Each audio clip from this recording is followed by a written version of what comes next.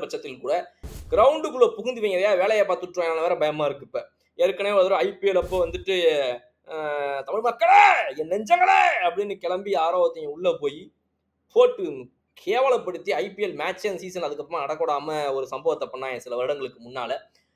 அதனால அந்த மாதிரி சென்னையில நடந்த மாதிரியே சிஎஸ்கே மேட்ச் நடந்த மாதிரி இப்ப இங்க ஏதாவது ஒரு சம்பவம் ஏற்பட்டுருமோங்கிற ஒரு பயமும் அச்சமும் நமக்கு கிளம்புது. நீங்க ஏதாவது இதை ஞாபகம் வச்சு சும்மா ட்வீட் போட்டு சும்மா ட்ரெண்ட் பண்ணி விட்டு போயிட்டாங்கன்னா பரவாயில்ல, ஏதோ ஒன்று பண்ணிட்டு போறாங்கன்னு விட்டுறலாம். உண்மையாவே இங்க பங்களாதேஷ் வீரர்கள் வரும்போது இது ஏதாவது பண்ணிடுவாங்களா? அதுக்கு செக்யூரிட்டி ரீசன்ஸ் எப்படி இந்த அளவுக்கு இப்ப இன்னும் பலப்படுத்தப்பட்டிருக்கு? இந்த ட்வீட் எல்லாம் பார்த்தாங்களா? அதனால அதெல்லாம் வச்சு செக்யூரிட்டி பலப்படுத்தப்பட்டு கொஞ்சம் பிரச்சனை இல்லாம சுமூகமா இந்த மேட்ச்கள் நடத்தப்படுமா அப்படிங்கிறத நம்ம வெயிட் பண்ணி பார்க்கணும். முதல் டெஸ்ட்டுக்கு ஸ்குவாட் அனௌன்ஸ் பண்ணியிருக்காங்க. 2வது டெஸ்ட்டுக்கு ஸ்குவாட் சின்ன மாற்றங்கள்லாம் ஏற்படும். சில வீரர்களுக்குலாம் இன்னும் கொஞ்சம் வாய்ப்பு கொடுத்து அவர்கள்லாம் கொஞ்சம் ஃபர்ஸ்ட் டெஸ்ட் விளையாடுனவங்கலாம் ரெஸ்ட் கொடுக்கப்படும் அப்படின்னு எதிர்பார்க்கப்படுது.